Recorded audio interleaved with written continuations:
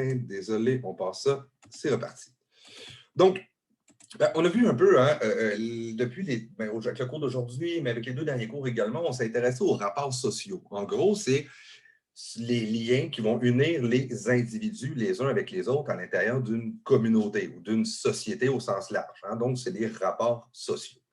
Et comme vous avez vu un peu, les rapports sociaux, ils peuvent être source de cohésion, hein. Pensons par exemple à la famille, à la notion de couple, par exemple, ou les amis au sens large.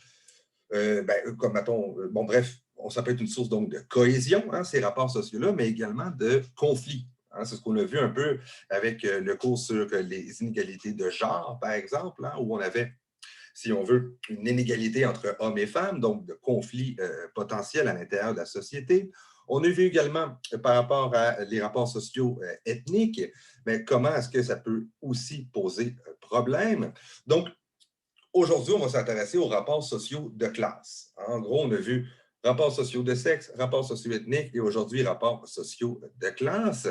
On va voir un peu que, comme tous rapports sociaux, on peut, ça veut dire qu'ils vont servir à différencier les individus les uns des autres, hein. J'appartiens à une classe sociale plutôt qu'à une autre, j'appartiens à un groupe ethnique plutôt qu'un autre, j'appartiens à un genre plutôt qu'à un autre. Mais dans certains cas, on a vu également que ça peut amener à des formes de hiérarchisation. En gros, il y a des individus qui sont considérés comme ayant plus de valeur que les autres. Et si je vous dis spontanément quelle classe sociale est le plus avantagée et le considéré comme ayant plus de valeur dans notre image qu'on se fait des groupes sociaux, est-ce que c'est des gens défavorisés ou favorisés? Je pense que la réponse va de soi, hein. On a davantage, collectivement, je ne parle pas du groupe en tant que tel, mais collectivement, en tant que société, de stéréotypes et de préjugés négatifs qui sont associés aux classes les plus défavorisées, hein. Donc, c'est un peu ce qu'on va regarder ensemble, les fameux rapports sociaux de classe qui sont assez particuliers dans la mesure où ils se construisent à l'extérieur, hein, si on veut, du corps des individus, comme pouvaient être les rapports sociaux de sexe et les rapports sociaux ethniques. Toujours la même chose qu'on a vu avec, pour ce qui est du féminisme, par exemple, sur les inégalités de genre, sur les inégalités également ethniques, on a toujours la même lecture avec les rapports sociaux de classe, hein. Rapidement, sociaux de classe, quel est votre revenu socio-économique et ça vous place où à l'intérieur de la société? Hein, petite intro, on va revenir là-dessus. On a toujours les mêmes lectures, la fameuse lecture essentialiste. La même idée qu'on avait cette lecture-là pour ce qui est des inégalités de genre, c'est-à-dire que c'est dans la nature, c'est dans la nature qu'il existe des différences entre hommes et femmes et que ça va de soi, hein. On avait également la même chose avec les inégalités sociales au point de vue ethnique, des rapports socio-ethniques, c'est-à-dire euh, le fait d'appartenir même à une couleur de peau faisant en sorte qu'on avait des caractéristiques particulières qui étaient le produit de la nature, hein, puis qu'éventuellement, ça nous mettait dans une forme de hiérarchie, hein. On était considéré comme ayant plus ou moins de valeur en fonction de notre appartenance à un groupe ethnique en particulier. C'est un peu la même chose ici. Il y a encore une lecture, effectivement, qui fait que il y a des gens qui, de nature, seraient prédisposés, hein, à quelque part à occuper les bas étages de la société au point de vue économique. En gros, il y aurait quelque part comme le gène du pauvre, hein, le gène de la personne défavorisée, hein. Donc, lecture essentialiste ici qu'on va essayer évidemment de déconstruire. Comme dans tous les rapports sociaux qu'on a vus, rapports sociaux de sexe, rapports sociaux ethniques, les rapports de classe amènent également une forme de violence symbolique, hein. On avait vu un peu la violence symbolique pour les rapports ethniques, c'était l'idée de considérer que le discours que les autres font sur nous est effectivement légitime et d'intérioriser le discours négatif qui est fait sur notre personne, hein. Donc, on avait un peu l'idée avec les produits blanchissants, par exemple, avec l'idée de vouloir cacher son accent québécois parce qu'il serait considéré comme ayant moins de valeur que l'accent français de Paris. On a vu également toute la notion de colorisme, par exemple, qu'à l'intérieur des mêmes communautés, en fonction du fait qu'on est plus blanc ou moins blanc, on va considérer avoir moins de valeur. C'est encore une fois une autre forme de violence symbolique. La violence symbolique, c'est à la différence de la violence physique, hein, que vous ressentez physiquement, violence symbolique, c'est vraiment elle ne laisse pas de coups, si on veut, ne laisse pas de coups physiques, ne laisse pas de bleu, mais quand même est vécue notamment, évidemment, comme une forme de violence à l'intérieur de soi, hein. Elle ne laisse pas de marques physiques, mais quand même des marques à l'intérieur de soi. Donc, violence symbolique, c'est, par exemple, dans le cas qui nous concerne, c'est considéré comme longtemps, par exemple, les Québécois se disaient être nés pour un petit pain, hein, c'est-à-dire qu'on intériorise le discours de domination que le groupe dominé pouvait faire sur nous. Donc, violence symbolique, pour ce qui est des classes sociales, c'est de considérer qu'effectivement, si je ne suis pas bon à l'école, ben, ce n'est pas en raison de rapport de classe, ce n'est pas en raison que je suis dans une famille défavorisée qui valorisait moins l'école, c'est simplement que je ne suis pas bon à l'école comme individu. Hein, on va voir un peu que c'est beaucoup plus complexe que uniquement l'individu. Il y a vraiment une trame de fond qui explique que ben, les groupes les plus socio-économiquement favorisés, comme groupe, vont plus souvent à l'université et au cégep que les autres. Hein. Donc, au-delà de l'individu, le fait même d'appartenir à un groupe social particulier fait en sorte qu'on va avoir, par exemple, moins d'obstacles à la poursuite des études au point de vue postsecondaire, par exemple. Hein. Donc, lecture essentialiste, c'est l'idée que je naturalise les inégalités sociales. Ça va de soi. Il y a des gens qui sont, si on veut, qui sont nés bien, d'autres non. Hein. On est vraiment dans la vieille lecture des gènes, si on veut. Violence symbolique, c'est vraiment l'idée d'intérioriser, hein, un discours qui est stigmatisant pour un groupe social en particulier. Et à ces lectures essentialistes, également s'ajoute la notion de darwinisme social. En gros, vous avez déjà sûrement entendu ce terme-là. J'imagine que vous avez des cours en sciences de la nature de mémoire, je crois. Est-ce que vous avez un peu de ça? Vous avez un peu l'étude de l'évolution des espèces, peut-être dans certains cours, ça vous dit quelque chose du moins. Hein, la notion de Darwin qui étudie que, bien, à quelque part, c'est la survie du suffisamment apte par rapport à son environnement. Hein, donc, en gros, je vais avec, je tourne les coins ronds, là, mais c'est un peu l'idée, la survie du suffisamment apte.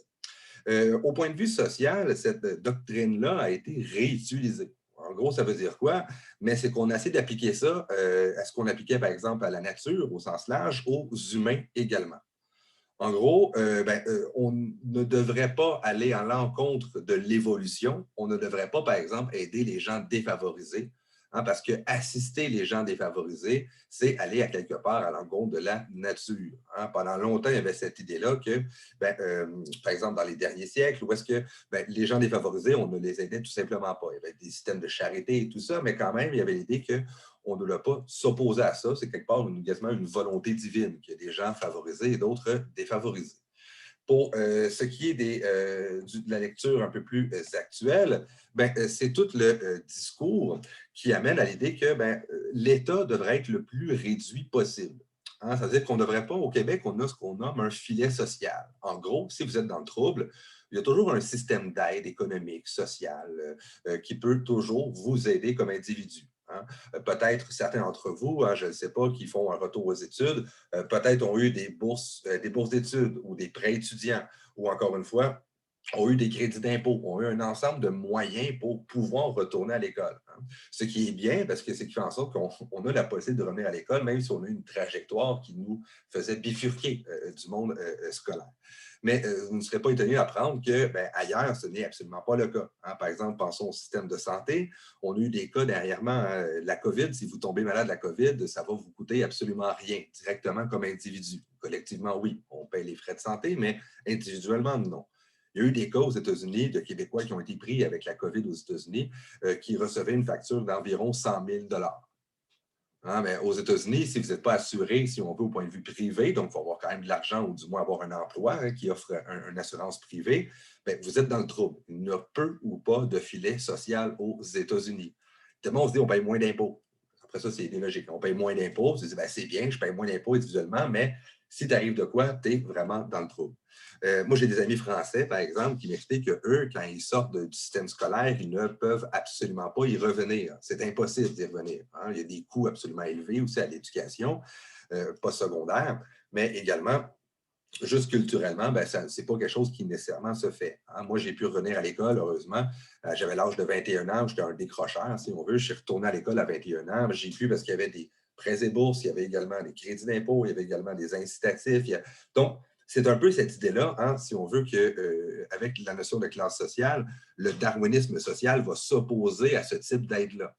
Pourquoi? Mais c'est simplement l'idée, il faut laisser rien faire. Donc, comme ça, les meilleurs, hein, parce qu'on a confondu un peu suffisamment apte avec les meilleurs, hein, la survie du plus fort. Vous avez sûrement déjà entendu ça.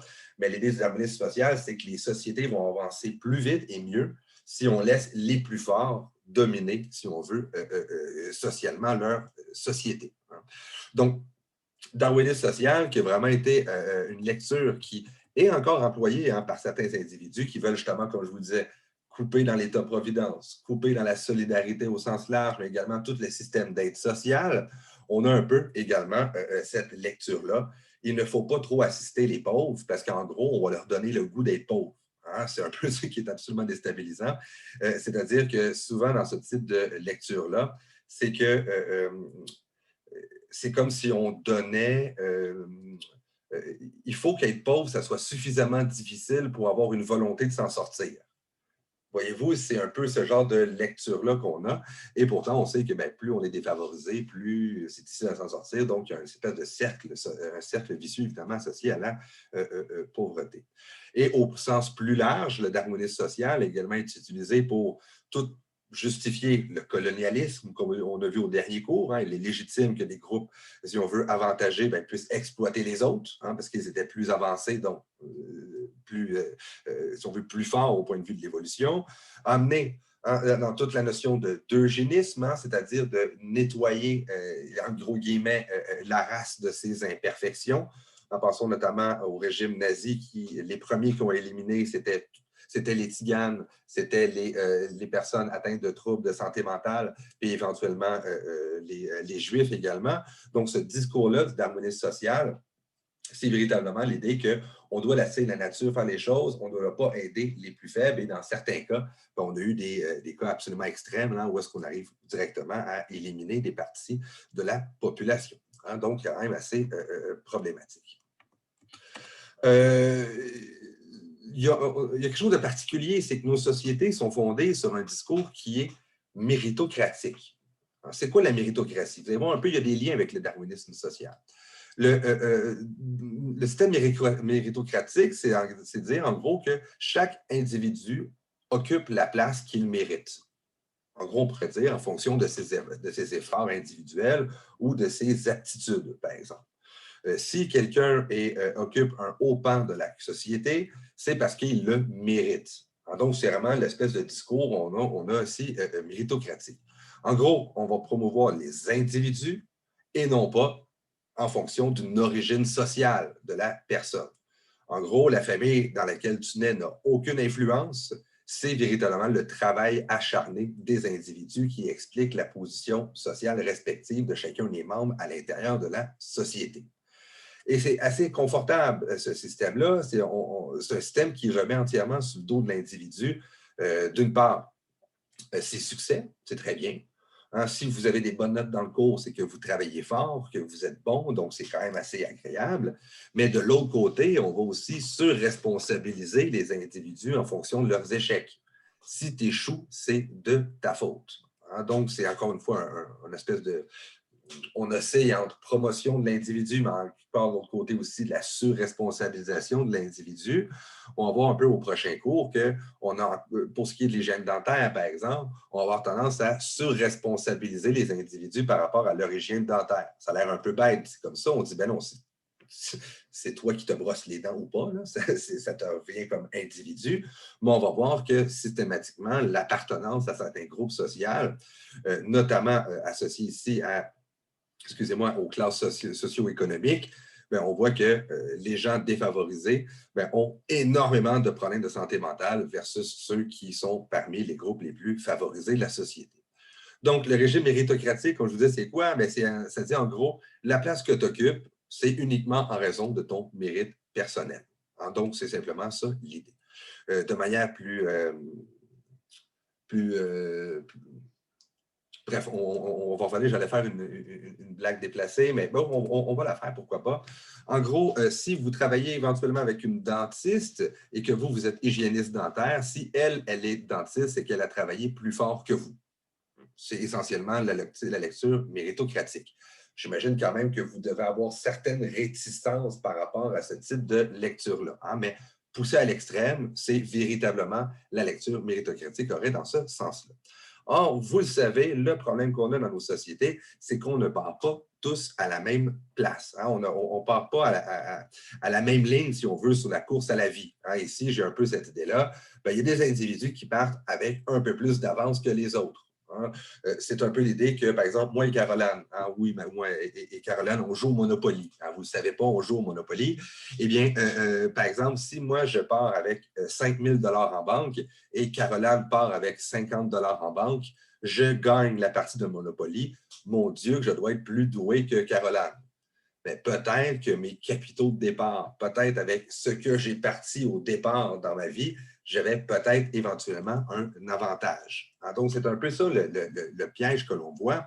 C'est-à-dire que, par exemple, on le voit aussi, même chose avec l'école, hein, on va l'aborder un peu plus tard, mais ce n'est pas parce que je passe le même test à tout le monde que c'est égal. Donc, l'analyse du résultat. Je vais reformuler. Hein. On a un peu ici l'idée. Hein. J'ai la petite blague. On a un petit test de sélection. Vous allez tous passer le même examen. Vous allez devoir grimper à cet arbre. Hein. C'est un peu cette idée-là. C'est-à-dire qu'on a un peu l'impression collectivement que parce qu'on soumet les individus aux mêmes évaluations, le fait que j'ai un classement après, ben, si quelqu'un qui est en haut, il doit être meilleur que les autres, c'est la même évaluation. Il doit être meilleur au point de vue individuel, au point de vue de ses aptitudes. Toutefois, on se rend bien compte qu'on peut littéralement prévoir les résultats des individus en fonction de leur classe sociale d'appartenance. Hein. Dans quel groupe social sont-ils nés? Dans quel groupe ont été socialisés ces individus? Donc, on a véritablement hein, si on veut, contrairement à ce que veut dire le modèle méritocratique, quelque chose de social, quelque chose qui dépasse la volonté individuelle, qui dépasse le seul mérite auquel reviennent les individus, c'est un peu ce à quoi on va s'attarder aujourd'hui, la notion de classe sociale d'appartenance, hein, à laquelle on appartient comme personne. Parlons un peu déjà juste des... ça, moi, je ne sais pas si c'est pertinent de les présenter, ces choses-là, mais retenons juste en commençant en quelques définitions pour ce qui est d'une classe sociale. Après, on va parler un peu des inégalités. C'est quoi une classe sociale? Par classe sociale, on veut simplement dire que de manière, si on veut, au point de vue de la recherche, ça veut dire qu'on peut prendre tous les individus d'une société et les mettre ensemble hein, de manière un peu artificielle, hein, les mettre ensemble en fonction de leurs conditions de vie, leurs revenus économiques et même leurs comportements sociaux. En gros, on pourrait dire artificiellement, même si on n'a pas l'impression d'appartenir à une classe sociale, mais si, par exemple, je prends la société, je la divise en 10 groupes ou souvent en 3 groupes, on va prendre en favorisé, classe moyenne, classe favorisée, eh bien, on se rend compte que on peut construire des ensembles et que ces ensembles-là, bien, souvent, ne font pas uniquement partager un revenu économique, ils ont également une vie sociale, une vie culturelle qui est également relativement similaire. Même si on est tous québécois, mais on ne vit pas à quelque part tout à fait dans la même société, chacun des individus qui la composent. Donc, la classe sociale, c'est l'ensemble des personnes ayant le même niveau social, ayant les conditions de vie, le niveau de revenu et les comportements sociaux qui sont proches également. Il y a 3 grandes composantes d'une classe sociale. Ça veut dire que comme individu, on a comme des capitaux. Hein, un peu comme à la banque, vous avez de l'argent, des choses comme ça. Mais il y a également d'autres capitaux que l'on a, puis on peut mobiliser dans certaines situations. Celui auquel on pense souvent, c'est le capital économique. Dans le fond, vous avez combien d'argent dans votre compte en banque? Hein? C'est les ressources donc matérielles et financières qu'un individu a à sa disposition. Donc, capital économique, c'est celui auquel on pense le plus souvent et c'est souvent également celui qui est utilisé lorsqu'on fait des classements, classe moyenne, classe favorisée et classe défavorisée. Mais il y a 2 capitaux qu'on oublie des fois également de considérer, c'est le capital culturel et le capital social. Capital culturel, c'est ce qu'on parlait justement lors du cours sur la culture, c'est la notion d'habitus. Hein? C'est notre manière, si on veut, de s'exprimer, notre mode de consommation, les diplômes, notre scolarité, donc tous les éléments qui sont culturels, qui nous distinguent des autres en tant que membre d'un groupe, on est vraiment dans l'ordre du capital culturel. Hein? même sa manière de, on avait déjà vu un peu sur le cours de la culture, hein, notre manière de bouger dans l'espace, notre accent quand on parle également, notre culture générale à quelque part, c'est ce qu'on nomme le capital culturel. Enfin, troisième sorte de capital, le capital social. En gros, c'est quoi votre réseau de relations? Hein? Ben, vous pouvez avoir, évidemment, avoir souvent on pense à réseau social quand on parle de capital social, mais au sens plus concret, sur qui vous pouvez compter quand vous êtes dans le trouble. En gros, c'est un peu ça, votre capital social. Hein? C'est quoi votre réseau de relations? Par exemple, quand vous allez devenir hygiéniste dentaire, est-ce qu'il y a des individus qui vont vous dire « Hey, il y a une place là-bas, tu devrais appliquer là-dessus ». C'est quoi votre réseau de relations que vous pouvez mobiliser lorsque vous vivez, par exemple, des expériences ou des épreuves ou des obstacles ou même dans la vie quotidienne? Rapidement comme ça, ben, il y a combien de personnes qui sont venues vous aider pour déménager? Moi, j'ai un capital social quand même pas si pire. Ben, j'avais environ une dizaine d'amis qui sont venus m'aider à déménager, puis il y avait leur camion, leur pick-up avec leur trailer et compagnie. Évidemment, vous vous rendez bien compte que ça me coûte beaucoup moins cher à déménager que si j'ai un capital social qui est beaucoup plus réduit, et donc je dois systématiquement rémunérer quelqu'un pour faire ce type de travail-là. La même chose, par exemple, pour ce qui est des mères monoparentales et l'accès à l'emploi.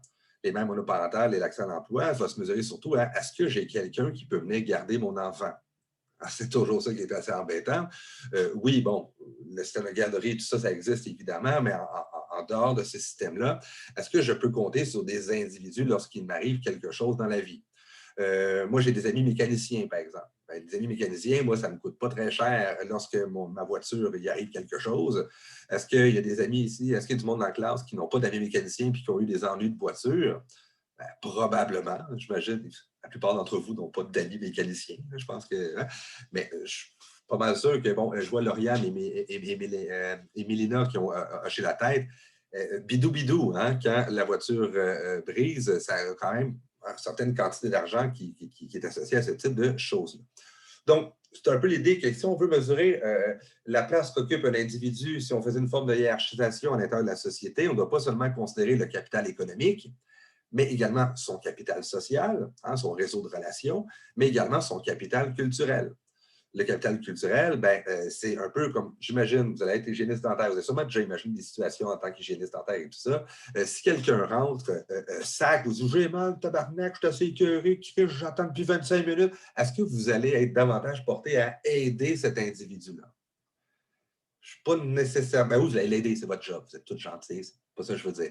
Mais est-ce que vous allez faire des pieds et des mains pour pouvoir trouver des solutions pour aider cet individu-là? Ou vous allez plutôt faire tendance à bien, je vais faire en sorte qu'il arrête de parler, qu'il arrête de chialer, mais je ne vais pas faire de traitement de faveur à cette personne-là.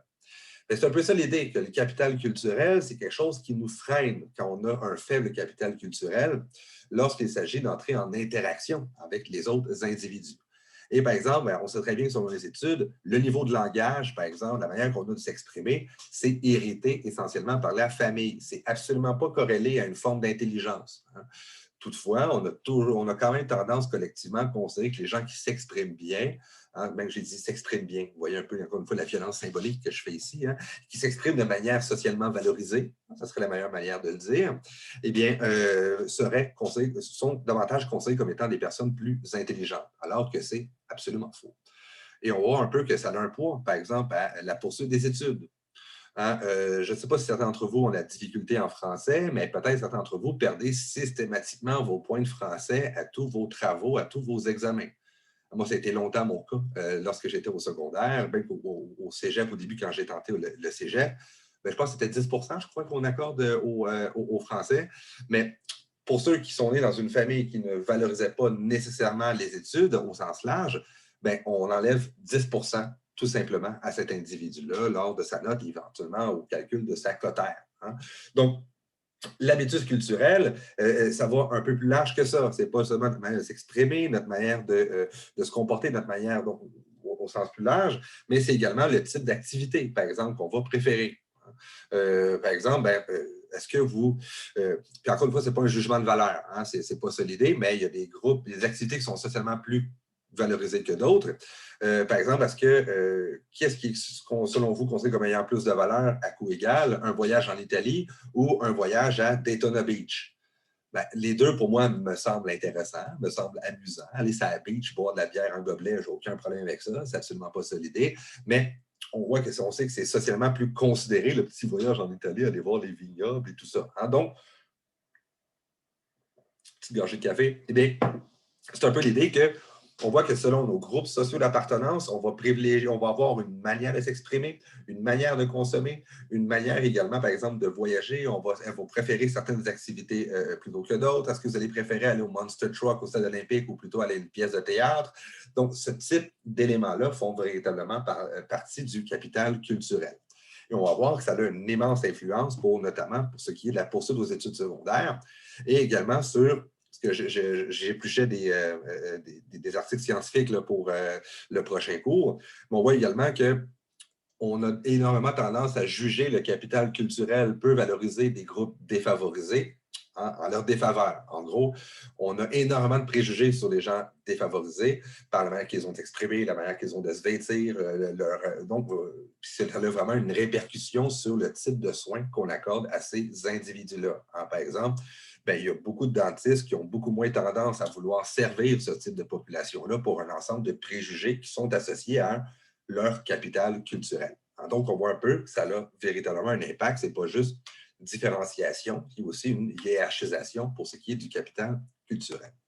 Donc, c'est un peu cette notion-là de classe sociale. On est à l'intérieur de la classe sociale en fonction de trois grands types de capitaux, le capital économique, le capital culturel et le capital social. Évidemment, ces capitaux-là sont peut-être capital social un peu différent, mais capital culturel et économique sont véritablement transmis à la génération suivante. Comment? Mais par la socialisation, pour ce qui est du capital culturel, mais également par l'héritage économique. Donc, par l'héritage, on va transmettre les capitaux économiques à la prochaine génération, de même que le capital culturel, ici par la socialisation. J'ai dit socialisation pour économique, mais c'est vraiment par l'héritage. Donc, trois grands types de capitaux que l'on peut considérer comme étant absolument incontournables lorsqu'il s'agit d'étudier les dynamiques de groupe. Excusez-moi. Et là, c'est assez intéressant. C'est-à-dire que pour ce qui est des inégalités socio-économiques, en gros, les différences économiques entre les différents groupes de la population, eh bien, c'est assez intéressant dans la mesure où on ne se rend pas compte à quel point il y a des inégalités économiques à l'intérieur de notre société. Les disparités n'ont pratiquement jamais été aussi grandes dans l'histoire de notre société. Je vais revenir un peu en arrière. Ici, j'ai des statistiques de Oxfam. Bien, si on prend les super riches, par exemple, sur la planète, le 1 % des plus riches possédait 40 est-ce que je ne vois pas vraiment ici à cause de mon partage d'écran? Excusez-moi, désolé. Oh, je sors. OK, bon, on va faire ça comme ça. Désolé, parce que je suis de la misère, parce que Zoom, il met une grosse bande en haut. Là. En 2014, le 1 % des plus riches de la planète possédait 48 % des richesses dans le monde. Donc, on a des richesses qui sont de plus en plus concentrées à l'intérieur de moins en moins de mains au point de vue mondial et on voit également au point de vue national au Québec. Par exemple, en 2017, le 1 % des plus riches se sont appropriés 82 % des richesses produites dans le monde.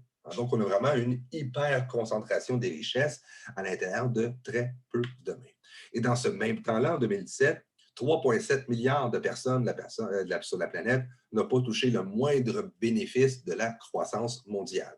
Donc, on n'a jamais autant produit de richesses et elles n'ont également jamais été aussi concentrées à l'intérieur des mains de quelques individus.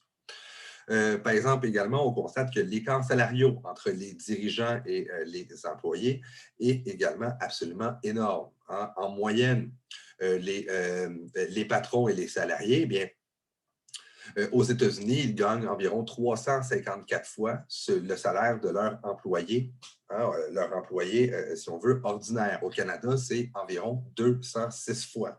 Donc, on a une immense concentration des richesses à l'intérieur de très peu d'individus.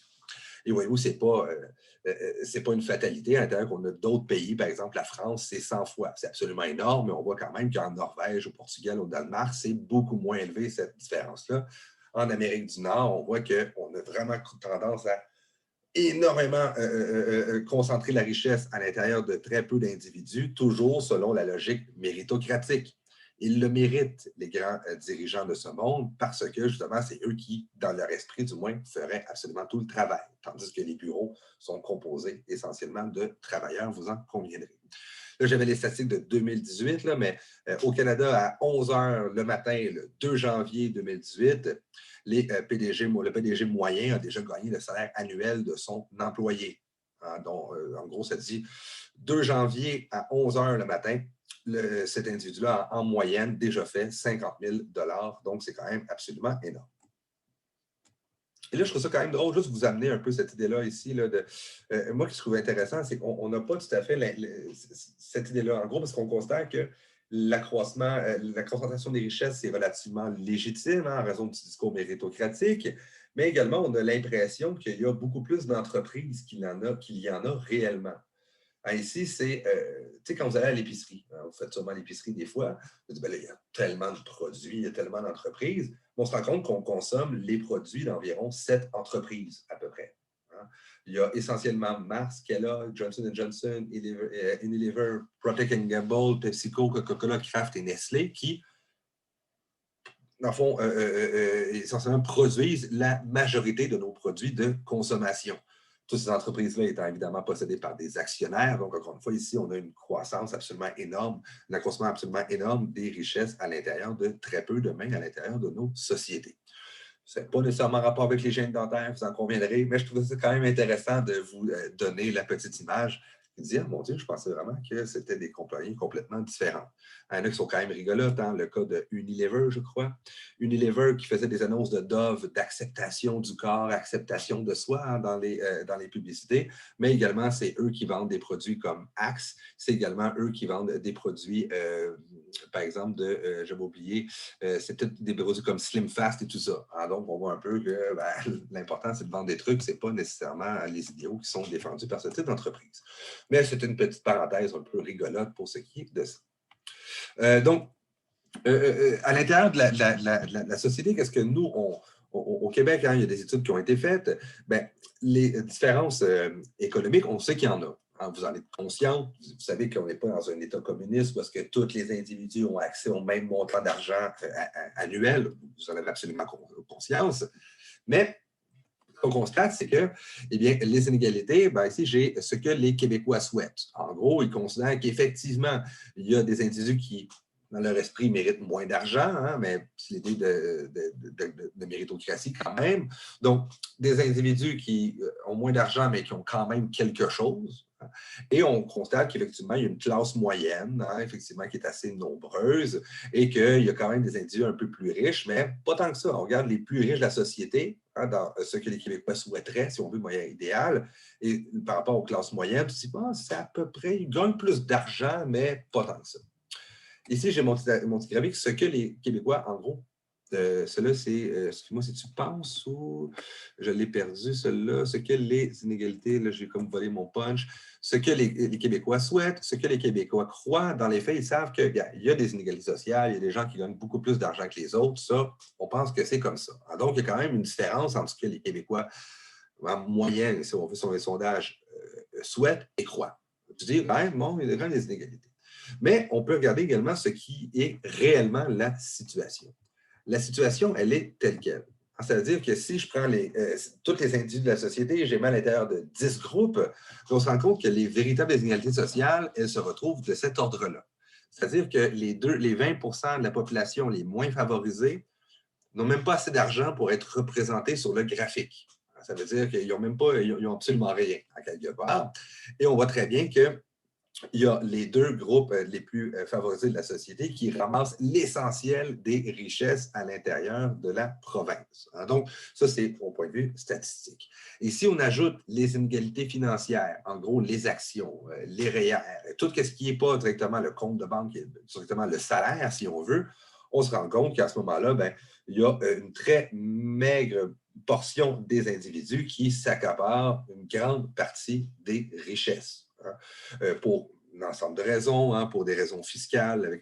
Vous savez que vous payez pratiquement autant d'impôts si vous gagnez 50 000 que si vous en gagnez 150 000 au Québec. Hein, donc, c'est progressif jusqu'à un certain point.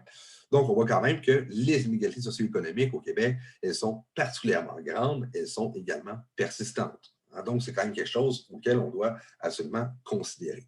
Donc, on parle ici de capital économique, évidemment. Et là, je vais faire un petit sondage. Mais là, évidemment, il y a un effet d'âge. Hein? C'est sûr que vous êtes relativement jeune, mais est-ce que vous avez des actions, des REER, des CELI, toutes ces choses comme ça chez vous?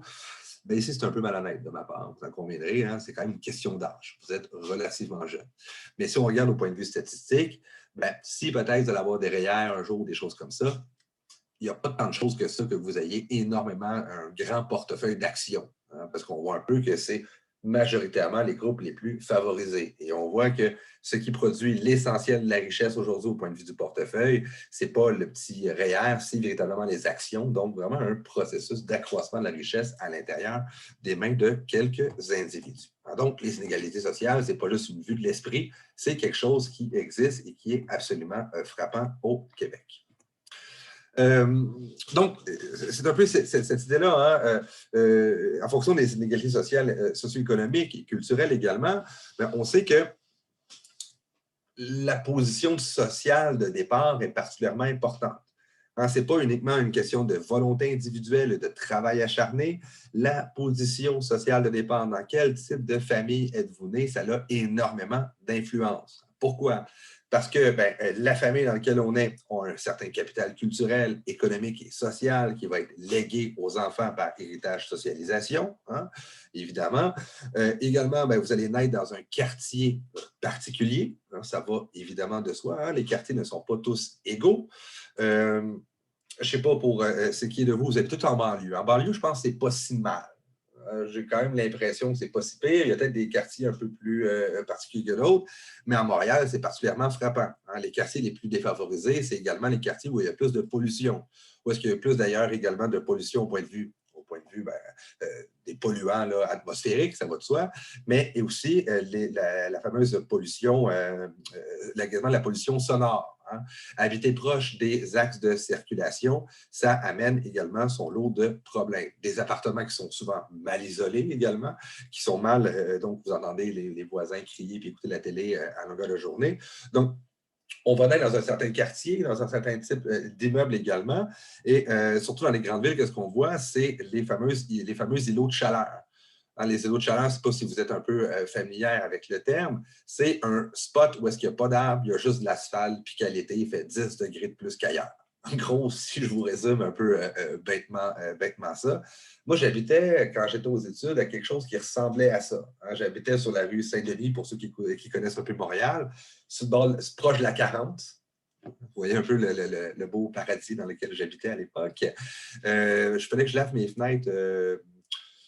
Je ne les lavais pas là, tant que ça, là, mais il aurait fallu que je les lave environ une dizaine de fois par année, facile, à cause de la pollution, évidemment, atmosphérique. Puis en plus, devant chez nous, j'avais le grand bonheur d'avoir du trafic à chaque jour. Donc, toutes les voitures qui roulent hein, dans le vide, si on veut, donc absolument exposées ici à la pollution atmosphérique.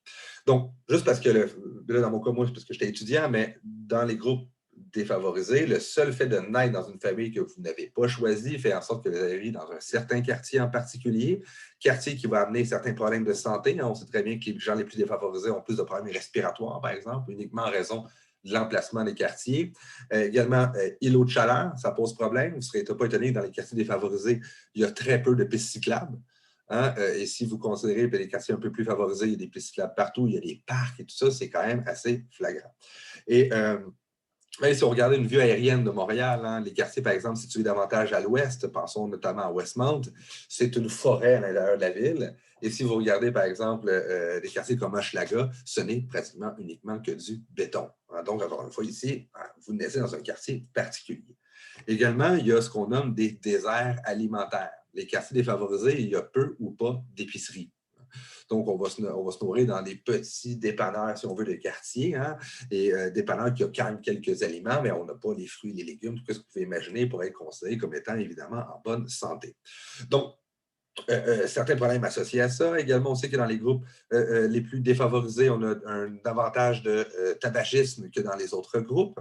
Hein, et tabagisme, je pense que vous êtes assez bien placé pour savoir que ça a un impact direct sur l'hygiène bucco-dentaire, ça va de soi. Donc, tabagisme se concentre aujourd'hui davantage dans les groupes les plus défavorisés ou ayant un capital culturel moins élevé. Hein. Donc, pourquoi? Bien, les messages de santé publique ont davantage tendance à être appropriés par les groupes les plus favorisés et que par imitation, ça se répercute à l'intérieur de la société, mais il y a toujours un certain décalage par rapport à ce qui est adopté par les groupes culturels, capital culturel fort et les autres. Hein. Donc, on a toujours un peu ce truc-là.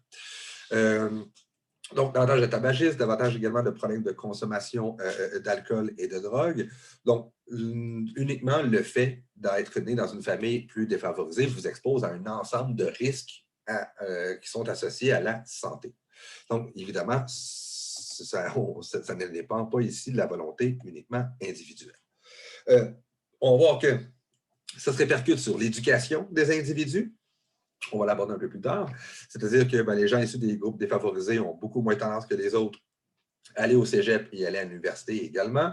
Va avoir une influence évidemment sur son emploi, son futur salaire. Et on sait, on va aborder au prochain cours, que les soins bucco-dentaires sont presque uniquement payés par des assurances privées. L'assurance privée qui est souvent associée à l'emploi. Hein, donc, plus vous avez un meilleur emploi, plus vous avez d'assurance privée, plus vous avez également un bon salaire pour pouvoir vous offrir des services bucco-dentaires, ce qui n'est évidemment pas le cas des groupes les plus défavorisés et même de la classe moyenne. Hein, ce n'est pas juste les gens sur l'assistance sociale. Hein, même la classe moyenne a beaucoup de difficultés en ce moment. On voit que la classe moyenne a beaucoup moins d'argent qu'elle ne peut l'avoir, par exemple, toute proportion gardée dans les années 70. Va avoir également l'influence sur votre partenaire de vie, mais sur l'ensemble de vos relations sociales.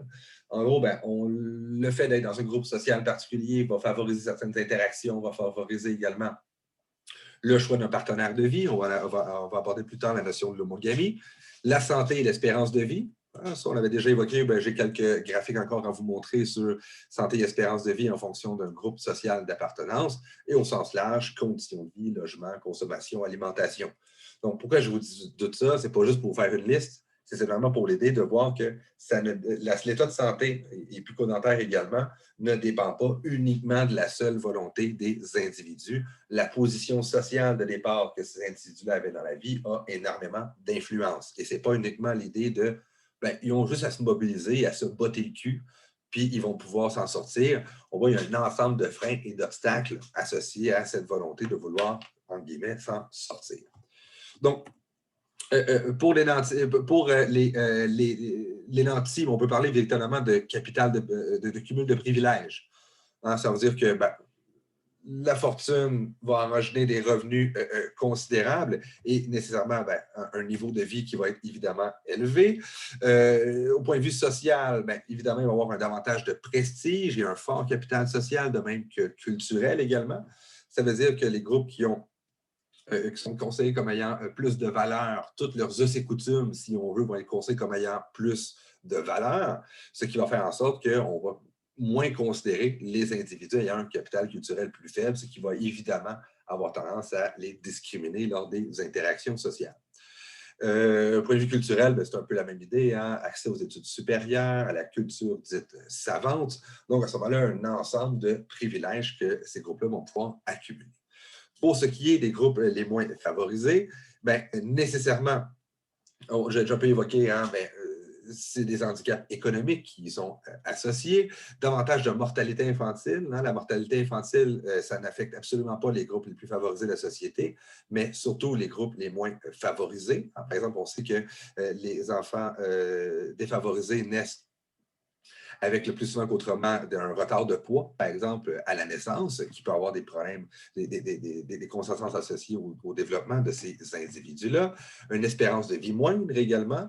Et au point de vue psychologique, mais pour plusieurs, le fait d'avoir rien signifie n'être rien. Hein, on a une tendance à avoir une consommation identitaire. Hein, je consomme ce que j'y suis, ne pas pouvoir consommer ça a également des répercussions sur l'image que ces personnes-là ont d'elles-mêmes.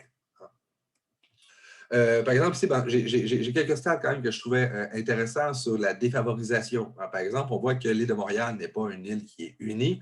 On a véritablement l'Est et l'Ouest. Hein. Les quartiers en rouge sont les quartiers considérés comme étant, d'ailleurs, une forte concentration de la pauvreté. On voit quand même que ça se concentre majoritairement dans les quartiers, disons, Montréal-Nord, également dans le Sud-Ouest. Hein. Donc, on a véritablement des concentrations de pauvreté. Et on voit que c'est définitivement pas la même chose partout.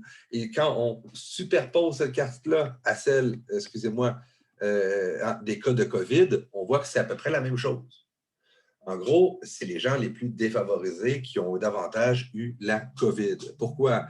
Ben, c'est pour des raisons systémiques également en partie, parce que plus on est, dans le fond, plus on est favorisé, plus on a, si on veut, de diplômes et d'éducation, ça fait en sorte également que ces gens-là ont davantage pu faire du télétravail, par exemple, ont eu les moyens, si on veut, de pouvoir se prémunir contre la pandémie. Donc, ça a été un peu plus facile hein, pour les plus favorisés, la pandémie, mais également dans les quartiers les plus défavorisés, c'est souvent eux les travailleurs de première ligne. Travailler dans les épiceries, travailler dans les CHSLD, travailler comme infirmière. On voit quand même que c'était majoritairement les individus issus de ce type de quartier-là, du moins à Montréal. Donc, on a vu carrément que le fait d'être un peu plus défavorisé, classe moyenne, si on veut, même classe moyenne, même faible, fait en sorte que vous avez des activités économiques davantage, qui vous exposaient davantage à la pandémie et que c'est fait en sorte également que dans ces quartiers-là, la pandémie s'est véritablement manifestée plutôt que dans les autres quartiers. Je pense que vous avez tous vécu la pandémie. Je pense que oui. Est-ce que vous avez la difficulté à imaginer que c'est beaucoup plus facile de vivre une pandémie quand tu es dans un groupe privilégié plutôt que dans un groupe moins privilégié? Alors, je pense que ça va de soi. Je ne sais pas pour vous, je sais que plusieurs d'entre vous habitaient chez vos parents, mais j'imagine que la plupart d'entre vous avaient quand même accès à Internet relativement haut débit. C'est quand même pas si pire, mais on a vu que c'était une nécessité lors des études. Est-ce que vous avez tous votre chambre individuelle? Je pense que oui, c'est quand même pas si mal. Je ne vais pas aller vous faire un procès, on est en train de jaser ensemble. Par exemple, je vais pas parler de moi, parce que c'est moins que vous impliquez, vous, c'est un peu plus embêtant. Moi, j'habite dans un beau 6,5 avec une grande cour arrière. J'ai de l'argent pour me payer Netflix, me faire livrer de la bouffe du resto, puis aller à l'épicerie, puis manger tout ce qui me tente à l'intérieur de l'épicerie. Est-ce que la pandémie a été peut-être un peu plus facile pour moi que pour d'autres individus? Bien, ça a été un peu ça. C'est-à-dire que la pandémie, ça a été un énorme révélateur des inégalités sociales. Il y a beaucoup d'individus, d'ailleurs, ça c'est ma projection personnelle de la situation. Je crois que les individus, parce que moi j'enseigne à quelques techniques, hein, vous évidemment, hygiène dentaire, je pense que ça ne bougera pas trop, peut-être une petite baisse, mais ça devrait rester pas mal pareil. J'enseigne également en soins infirmiers et en éducation à l'enfance et éducation spécialisée. Et ce que je prédis, c'est que éducation à l'enfance et infirmière également, j'ai l'impression que les inscriptions vont énormément descendre parce qu'ils se sont très bien vite rendus compte qu'ils étaient des groupes d'individus qui étaient mobilisables, si on veut, en tout temps, et qu'on pouvait envoyer au front sans quelques conséquences que ce soit. Hein, donc, c'est un peu ça qui est dommage. Il y a des dans le fond, par la pandémie, on s'est rendu compte d'une part qu'il y avait énormément d'inégalités, notamment qu'on a vu Madonna prendre un bain de lait au début de la pandémie et de poster ça sur Instagram. Ils disaient, on n'est pas dans le même monde, moi et toi, Madonna. C'était d'ailleurs en signe de solidarité par rapport à nous, les gens en bas. C'était quand même assez rigolo. Mais on s'est également rendu compte qu'il y avait des gens qui étaient vraiment favorisés et d'autres énormément moins favorisés. Il y en a que je connais de mon entourage qui ont passé la pandémie dans leur chalet en Estrie. Puis tandis que j'en connais d'autres qui ont passé leur pandémie dans un appartement à Montréal-Nord avec leur famille, qui n'avaient pas totalement toujours chacun leur chambre. Hein, donc, c'était pas mal plus tough. J'ai des étudiants qui poursuivre leurs cours, étaient obligés d'aller dans la cage d'escalier de leur appartement parce qu'ils n'avaient pas de place à eux seuls à l'intérieur de l'appartement. Donc, on voit quand même que ça a été un énorme révélateur des inégalités, cette fameuse pandémie-là, dans la manière totalement différente qu'on a eu de vivre cette situation-là. Donc, sur les inégalités sociales, c'est absolument flagrant avec la notion de pandémie. Ça, je pense que j'avais déjà évoqué au cours sur la socialisation de mémoire, mais on voit quand même espérance de vie qui est évidemment affectée par je pense que j'avais d'autres graphiques ici, là. L'espérance de vie, l'incidence du cancer, le bilan de santé physique au sens large, également ceux qui sortent de diplôme, de l'école sans diplôme secondaire, sans diplôme d'études secondaires, on voit que c'est totalement corrélé aux groupes socio-économiques. Hein? Ça veut dire que si on compare des quartiers les plus défavorisés, on se rend compte que ces gens-là ont plus de cancer, ont un bilan de santé qui est beaucoup moins intéressant, sont beaucoup moins également scolarisés et également davantage de cas de monoparentalité. La monoparentalité, je vous rappelle, ce n'est pas le problème, c'est les conditions économiques dans lesquelles va se retrouver la personne monoparentale qui pose problème. Mais chose encore une fois, l'espérance de vie, on voit encore une fois ici que l'espérance de vie à la naissance varie énormément selon votre niveau économique. L'espérance de vie selon le niveau de défavorisation, vous voyez un peu l'idée, hein, donc beaucoup moins d'espérance de vie également. Et les mortalités, si on voit encore une fois, territoire favorisé, territoire défavorisé, on voit un peu qu'on ne meurt pas de la même chose. Hein, qu'on soit favorisé ou défavorisé. En gros, les favorisés, on meurt tout le temps plus en général, là, ça va de soi, mais on a davantage de cancers, davantage de maladies circulatoires, davantage de maladies de l'appareil respiratoire, davantage de traumatismes également non intentionnels et davantage de maladies de l'appareil digestif. Donc, on a un ensemble de maladies qui affectent essentiellement les gens les plus défavorisés. Même chose également pour ce qui est ici, l'espérance de vie, ça, je pense qu'on a déjà un peu fait le tour. Également, vous avez peut-être vu dernièrement, continuons encore un peu avec la notion d'inégalité économique. On a déjà parlé des loyers. Est-ce que vous avez vu la hausse vertigineuse des loyers en temps de pandémie? Est-ce qu'il y en a qui ont voulu déménager ces temps-ci? Noémie, ouais, tu vois des grands yeux. Est-ce que tu as voulu déménager, toi, cette année? Non, mais j'habite tout seul en appartement, donc là, les prix ont monté. Fait que c'est pas mal cher. Ouais, tu habites à Saint-Hyacinthe, de mémoire? C'est combien un appartement à Saint-Hyacinthe? Je l'ai Ben, en ce moment, je paye à peu près 750-800 tout seul. Ah ouais, Pour un 3,5. 3,5, mais quand même, hein, 3,5, puis là, il n'est pas chauffé, il n'est pas éclairé, il n'y a pas d'Internet encore, il n'y a pas de. Donc, on voit que ça commence. Et surtout, qu'est-ce qu'on constate, c'est que. Y en a d'autres qui ont voulu déménager cette année, qui ont fait le saut? Hein, parce que Noémie, je te dis, c'est très à dire, mais reste là, parce que ça coûte sûrement plus cher ailleurs. Cassandra, est-ce que tu as voulu. Veux-tu nous partager ton expérience de. Ben moi, en fait, j'ai déménagé l'été passé, fait qu'en plein début de pandémie. Puis j'ai été vraiment chanceuse parce que j'ai réussi à trouver mon logement juste avant que les prix augmentent. Fait Ça que a les vraiment prix, explosé. Hein? ouais, puis genre, on est vraiment chanceuse parce que notre propriétaire, il veut vendre le bloc, puis là, il parle d'augmenter là, considérablement les prix des logements là, pour l'année prochaine. Là. Genre, ça fait peur. Là. Moi, j'ai un 4,5 pour 6,70, là. Oui. Mais en tout cas, mettons que. Je tiens à souligner encore une fois que tu as des droits comme locataire et qui ne peuvent pas augmenter comme ils veulent. Ouais, bien évidemment. Là. Mais la stratégie étant aussi, vous avez remarqué que vos propriétaires ne veulent jamais que vous sous-louez l'appartement lorsque vous quittez. Hein, de dire, je vais céder son bail. Dans le fond, on va dire en gros que je vais trouver le prochain locataire pour toi. Ils ne veulent pas ça parce qu'ils sont obligés de respecter l'augmentation de 2, je pense à 2 à 4 % j'ai oublié. Là. Ouais, mais c'est maximum 10 $ par année à peu près, genre. OK, pour ton range de prix, si on veut. Là. Moi, je Ouais. pense que c'est 2 % de mémoire. Ouais, à peu près. Et mais qu'est-ce qu'on voit, c'est que les propriétaires ne veulent pas qu'on cède le bail parce qu'eux, ils peuvent mettre ça à reset. Fait que, mettons, l'appartement de Noémie qui était à 760, c'est ça bien ça? Mais moi, je suis convaincu que si toi, tu quittes, le prochain, ça va commencer à 850. C'est ça qu'on constate un peu partout à Montréal. Moi, vas-y, Amélie.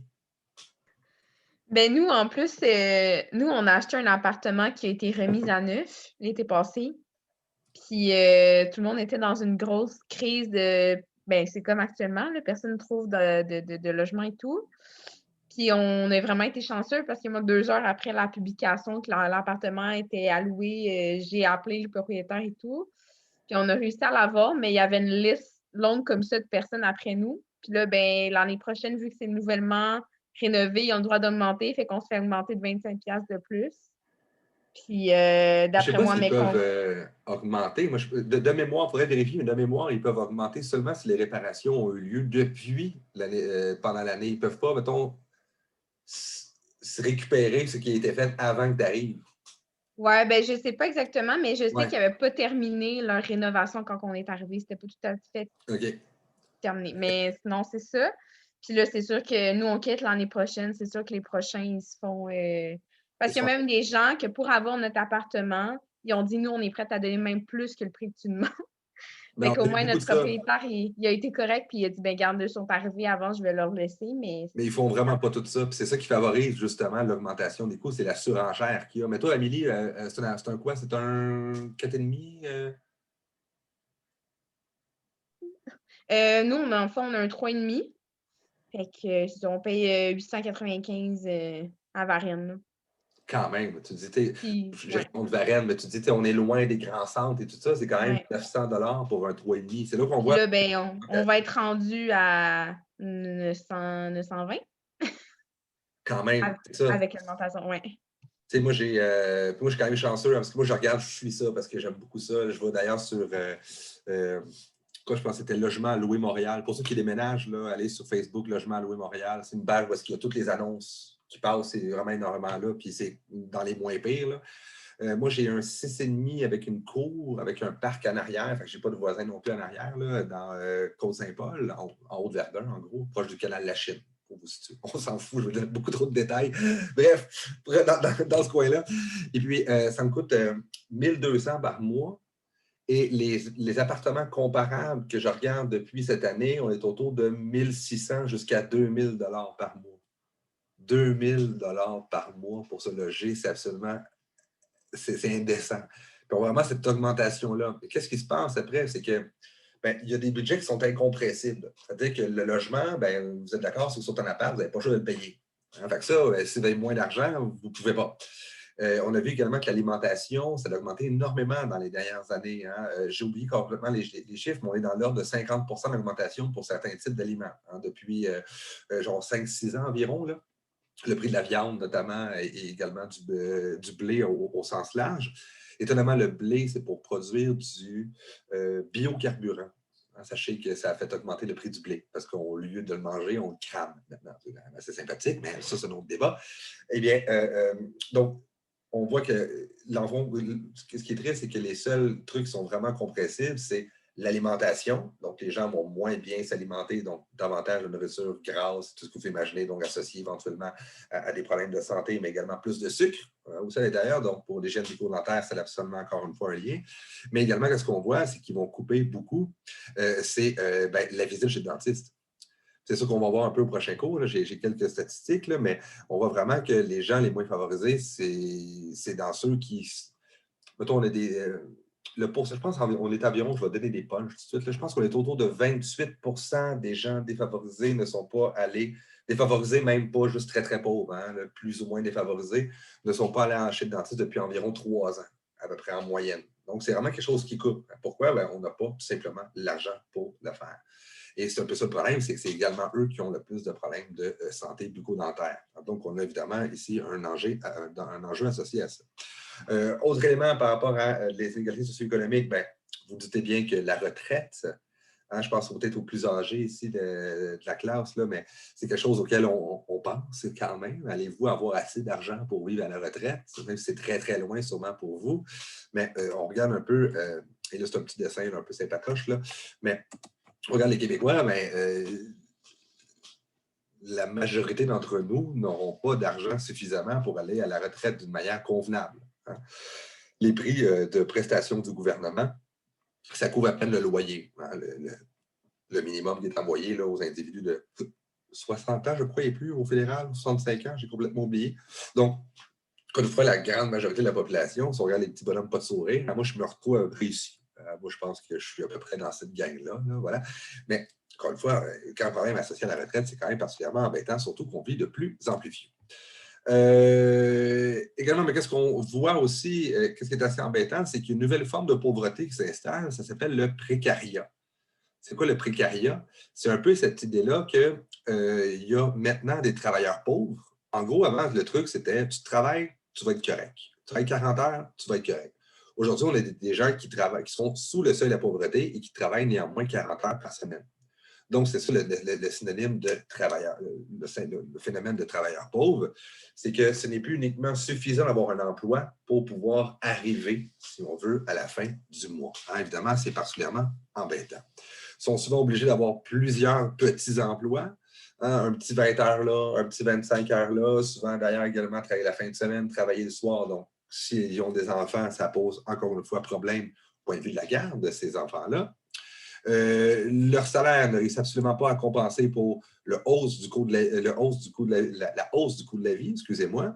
Donc, encore une fois, particulièrement embêtant cette nouvelle forme de précariat-là, c'est-à-dire des individus qui, même s'ils travaillent 40 heures par semaine, se retrouvent avec des emplois qui sont très précaires, qui vont ne pas être souvent 40 heures, du temps partiel sur appel. Je vais avoir 2 emplois à 2 endroits différents, ça devient particulièrement difficile. Et surtout, hein, un phénomène particulier que l'on vit également au Québec, le phénomène des chômeurs scolarisés. En gros, contrairement à avant, le fait d'avoir un diplôme ne protège plus les individus contre la pauvreté. Des diplômes techniques comme le vôtre, je pense que ça devrait bien aller là-dessus. Ça, c'est quand même rassurant pour ça. Mais plusieurs universitaires se retrouvent tout simplement sans emploi, même s'ils ont des diplômes universitaires. La demande n'est pas la même dans chacun des secteurs d'activité. Pour ce qui est des travailleurs pauvres et du précariat au sens large, on parle de 2001-2012, 30 d'augmentation. Il y aurait environ 125 000 Montréalais dans cette situation-là. C'est quand même absolument énorme. On voit ici quand même que 40 des Montréalais aujourd'hui qui se situent sous le seuil de la pauvreté, hein, ça c'est très très beau, je ne me rappelle plus c'est combien de mémoire. Là. Je sais que c'est en bas de 20 000, mais de mémoire, j'ai un peu de... 40 des Montréalais qui se trouvent sous le seuil de la pauvreté travaillent, hein, donc un emploi. Ce n'est pas seulement l'idée qu'on se fait des individus qui sont défavorisés parce qu'ils ne travaillent pas tout simplement. Parmi les travailleurs pauvres, 70 disent avoir un emploi à temps plein, mais qui n'est quand même pas suffisant hein, pour pouvoir être au-dessus du seuil de la pauvreté. Donc, beaucoup plus d'universitaires également. Donc, voilà. Et on voit quand même, ben, c'est ça, hein, plusieurs phénomènes sont associés à ça. Multiplication des emplois précaires, des emplois sous appel également, la perte aussi de tout ce qui est les emplois industriels qui, dans le fond, offrait un débouché assez intéressant pour un ensemble d'individus auparavant. Il y en a certains d'entre vous qui viennent de Saint-Hyacinthe, hein, je pense, qui habitent dans le coin, ou même, je pense que Sorel, c'est un peu la même chose. C'est d'anciens lieux, vraiment, où est-ce qu'il y avait des usines dans le temps, où est-ce que tu n'avais pas de secondaire, c'est pas grave, tu vas être dans une shop, puis tu vas faire ton équivalent d'aujourd'hui, environ 45-50 000 par année. Ces usines-là ont fermé. Hein, tout le phénomène de délocalisation des usines vers l'Asie, essentiellement, eh bien, c'est aussi associé à complètement des villes qui ont fait pratiquement même faillite. Je pense notamment à Valleyfield ou des choses comme ça qui vont particulièrement mal. Saint-Hyacinthe, on le voit encore, il y a encore des places parce que c'est encore des vieilles usines un peu désaffectées. C'est beaucoup moins le cas aujourd'hui. Mais on voit quand même qu'il y a tout ce phénomène-là de sous-traitance qui s'est associé à ça et de délocalisation des usines, essentiellement dans les années 90, hein, qui a vraiment porté un dur coup à ces individus-là. Donc, pour ce qui est de l'éducation, on voit un peu les effets de ça. On voit un peu que c'est dans des situations plus difficiles, que les logements, les conditions de vie au sens large. On voit vraiment que l'école, c'est une forte influence par rapport au milieu socio-économique, hein, notamment le milieu socio-économique des parents, mais également l'habitus culturel. En gros, est-ce que tes parents surveillaient tes devoirs? Est-ce que tu pouvais parler de devoirs? Est-ce que c'est des activités qui favorisent hein, la culture générale qui est souvent en jeu lors des examens et lors des travaux? Hein? Donc, tout ce qui est capital culturel, est-ce que quelque chose qui était valorisé à l'intérieur des familles? Mais ça va quand même avoir une influence sur le fait que l'enfant va aller ou non à l'école, éventuellement avoir ou non un emploi qui va être rémunérateur. Et bien, évidemment, toute la notion d'habitus de classe, d'habitus culturel, hein, donc de capital culturel, on peut les mettre comme synonyme, c'est pas un problème, a énormément d'influence sur le fait qu'on va aller à l'école ou non une fois devenu adulte. Est-ce que c'est quelque chose qu'on considère important? Est-ce que sais, moi, j'étais dans les groupes d'amis qui considéraient qu'avoir des bonnes notes, c'était vraiment loser. Tu sais, tu vois un peu le genre de milieu dans lequel on peut être également. Mes parents m'ont jamais amené au théâtre, à la bibliothèque, au musée. Ce n'est pas le genre de choses qui étaient valorisées, mais c'est quand même des choses qui favorisent l'éducation des enfants. Mais parce que vous avez vu un peu, socialisation secondaire, c'est pas parce qu'on est né dans une famille qu'on est condamné non plus. Alors, notre trajectoire sociale peut évidemment bifurquer, évidemment, par les rencontres, les interactions qu'on a au cours de notre existence. Mais si on regarde juste quelques graphiques ici, eh bien, excusez-moi, j'ai voulu trop les grossir, là, fait que ça fait assez moyen. Mais on voit quand même que pour ceux qui ont accès à l'université, c'est seulement 33 des groupes des revenus les plus faibles. Et si je prends les groupes supérieurs, 63 d'entre eux ont accès à l'université. En gros, si je prends le non-accès au cégep et à l'université, on voit vraiment ici que le milieu socio-économique a énormément d'influence sur l'accès ou non. Au-delà des capacités réelles de ces individus-là. Dans le fond, ce n'est pas un potentiel qui a été mis de l'avant lors de la socialisation, également lors du suivi, par exemple, de la part des parents. Donc, on voit quand même qu'on soit, excusez-moi, ça c'est selon la scolarité des parents. Le fait que les parents ou non soient allés à l'école, on voit quand même qu'il y a l'influence. Hein. Si les parents ne sont pas allés à l'école, on a quand même 34 quand même qui sont allés seulement au secondaire ou moins. Et évidemment, plus ça avance, moins on voit ces individus-là. En gros, si on regarde les stats, il faut que vos parents soient allés au cégep ou à l'université pour éventuellement, au point de vue de la population, que ces individus-là soient allés au cégep ou à l'université. Donc, on voit vraiment que si vous êtes dans un quartier défavorisé, que vos parents n'ont pas de diplôme secondaire, il y a assez peu de chances comme individu que cette personne-là est à l'université et avoir un emploi rémunérateur. Ou au collégial également, c'est la même chose. Ici, selon les revenus, on voit encore une fois la même chose, la même dynamique, hein, c'est-à-dire que eh bien, plus les revenus des familiaux sont élevés, plus on voit que les enfants vont majoritairement à l'école. Hein, plus de 100 000, 87 des enfants ont minimalement des études collégiales. Ce n'est pas l'automatisme, évidemment, ça va de soi. Mais si je vais à moins de 25 000, on voit quand même que ce pourcentage-là fond considérablement. Et on voit quelque part que études universitaires, c'est en orange. On voit que c'est quand même complètement corrélé avec le salaire des parents. Donc, on voit vraiment que le milieu familial a énormément d'influence, au-delà de la capacité réelle des individus. La même chose, qu'est-ce qu'on peut voir comme statistique? C'est que 60 des étudiants de l'école privée, donc qui viennent souvent des familles favorisées, pas nécessairement, mais très souvent, font des études universitaires. 57 des étudiants de l'école publique inscrits dans ce programme enrichi font des études universitaires. Hein. On a également créé 2 systèmes public-privé, mais à l'intérieur du public, on a également créé 2 groupes enrichis et réguliers, si on veut, et même d'autres. Hein. Moi, j'étais dans l'autre d'en dessous de régulier, qui était mesure d'appui et étudiants en difficulté. Donc, on a créé vraiment des systèmes de cette manière-là. Et uniquement 15 des étudiants inscrits à l'école publique font des études universitaires qui ne sont pas enrichis. Donc, on voit vraiment que ça a énormément d'influence le milieu dans lequel on est, le milieu scolaire dans lequel on va être dirigé sur éventuellement ce qu'on va au cégep et à l'université. Donc, évidemment, tout ça est lié. Hein, c'est un peu l'idée. Donc, la position sociale de départ a énormément d'influence sur la personne que vous allez être, vos types de capitaux, les interactions que vous allez vivre au cours de votre vie qui sont plus ou moins favorables au point de vue d'habitudes de vie, mais également sur habitudes de santé, mais aussi sur les trajectoires scolaires, par exemple. Et on voit que la trajectoire scolaire a aussi, évidemment, une influence sur le métier futur, éventuellement sur les assurances privées pour l'hygiène bucco-dentaire que cette personne-là va avoir. Puis on voit un peu qu'il y a quelque part la personne que vous allez recevoir là, dans votre bureau d'hygiéniste, vous allez regarder ses dents et dire hey, mon Dieu, toi, botte-toi le cul, puis me semble que tu peux faire un effort. Mais on voit un peu que la trajectoire sociale de cette personne-là, ce n'est pas elle uniquement qui décide. Et évidemment, il y a toujours une part de responsabilité individuelle. Je ne suis pas en train de dire qu'il faut déresponsabiliser totalement les individus. C'est absolument pas ça l'idée. Mais on voit quand même qu'il y a un poids social à la trajectoire possible que peuvent avoir les individus.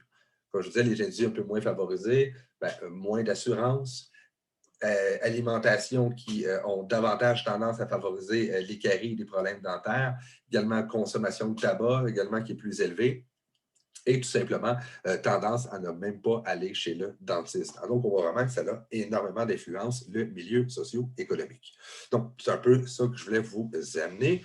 Et je vous garde encore 15 minutes. Parlons un peu d'homogamie, parce que c'est l'idée un peu que, OK, tu nais dans une famille, ça fait une trajectoire particulière, tu vas devenir adulte, mais votre chum ou votre blonde, vous allez le piger dans quel groupe? Mais sûrement dans un groupe qui est relativement comparable au vôtre. Mais ça, on appelle ça la notion d'homogamie. C'est-à-dire cette idée que, excusez-moi, je vais vous mettre la définition ici, c'est l'idée que les mariages ou les unions au sens large, du terme de mariage, dans la population, si on veut, on voit que statistiquement, les gens qui ont les mêmes caractéristiques sociales vont être plus souvent en couple que le voudrait le hasard. En gros, c'est un peu ça l'idée de la notion d'homogamie. Par exemple, votre langue, la culture, le pays, le quartier, les catégories socio-professionnelles, l'éducation, le revenu, la religion, votre habitus au sens large, c'est un ensemble d'éléments qui fait en sorte qu'on va sélectionner un partenaire plutôt qu'un autre. Mais ça, j'avais déjà évoqué un peu ça dans les premiers cours. Je ne veux pas trop me répéter, c'est peut-être un peu ennuyant pour vous, mais c'est simplement l'idée qu'au sens large, on peut retenir la phrase suivante. N'importe qui ne fréquente pas, n'importe qui ne fréquente pas et ne forme pas de couple avec n'importe qui et ne rencontre pas n'importe qui, n'importe où. En gros, c'est l'idée qu'on est en couple avec des personnes qui partagent nos caractéristiques sociales, donc les 3 types de capitaux qu'on a évoqués un peu plus tôt, et que ces gens-là, également, on les rencontre dans des lieux particuliers. Votre chum, votre blonde, vous allez rencontrer quelque part, mais ces lieux-là sont également des lieux qui sont favorisés par votre groupe social d'appartenance. Vous avez plus ou moins de chances de rencontrer, si on veut, un individu pour éventuellement former un couple dans un lieu que vous ne fréquentez jamais en raison de votre groupe social d'appartenance. En gros, moi, personnellement, je ne vais jamais dans les musées. C'est pas que je ne sais pas qu'il faudrait que j'aime ça. C'est pas ça l'idée. Mais c'est pas le genre de lieu que je fréquente. Quelqu'un d'un capital culturel souvent plus élevé qui fréquente davantage ce type de lieu-là, je ne pourrais même jamais la rencontrer uniquement par le fait que, culturellement, les groupes balisent les lieux de rencontres possibles de leurs membres. Ici, j'ai quelques statistiques pour vous montrer un peu à quoi ça peut ressembler. C'est des statistiques en France, mais c'est exactement la même chose. Si c'était vraiment le hasard, j'ai 1, 2, 3, 4, 5, 6, bon, juste pour agacer, j'ai 6 cases. On va dire que ça fait 20 un peu moins de 20 chaque, on va dire 18 mais si c'est le hasard, je devrais avoir 18 dans chacune des cases. Ça veut dire que j'ai autant d'employés qui sortent avec des agriculteurs qui sortent avec des cadres supérieurs. Ça serait un peu l'idée, le hasard. En gros, parce qu'on a l'idée du hasard des rencontres. Je peux rencontrer n'importe qui et tout ça. Finalement, on se rend compte qu'il n'y a pas beaucoup de médecins qui fréquentent des caissières à l'épicerie. C'est drôle à dire, mais on voit que le hasard ne fonctionne pas tout à fait comme ça. Mais on voit quand même que, à part les lignes comme ça, qu'on voit quand même qu'il y a une forte propension à fréquenter des individus qui ont le même type de métier, le même type de salaire, le même type de réseau social, le même type de capital culturel que le nôtre. Donc, c'est dans ce sens-là que, comme je dis, les inégalités sociales, pourquoi on parle de reproduction sociale? Parce qu'en plus de vivre dans une même classe sociale, on va également tendance à former des couples avec des individus issus de notre groupe social et éventuellement faire des enfants qui vont également naître dans le même groupe social. Toujours un moyen, et il ne faut quand même pas être aussi déterministe que ça, toujours un moyen, si on veut, d'ascension sociale au point de vue économique, nécessairement par l'éducation. C'est pour ça qu'il faut garder au Québec l'éducation le moins chère possible, le plus accessible possible au plus grand nombre. Mais vraiment, c'est comme une forte tendance à la reproduction sociale uniquement par les règles qui dictent les couples possibles que l'on peut former, la notion d'homogamie. La même chose ici, je vois quand même que ici, c'était en France, mais c'est le même phénomène. Les agriculteurs, 33% d'entre eux sortent avec des agriculteurs. 5% seulement sont avec des cadres supérieurs, des intermédiaires et d'autres avec les employés. On voit un peu que le métier a énormément d'influence. Je pense qu'on le voyait quand même davantage dans celle-là. On voit en gros qu'on sort un peu avec des gens en dessous puis des gens en haut de notre classe sociale, mais c'est rare qu'on fait plusieurs sauts.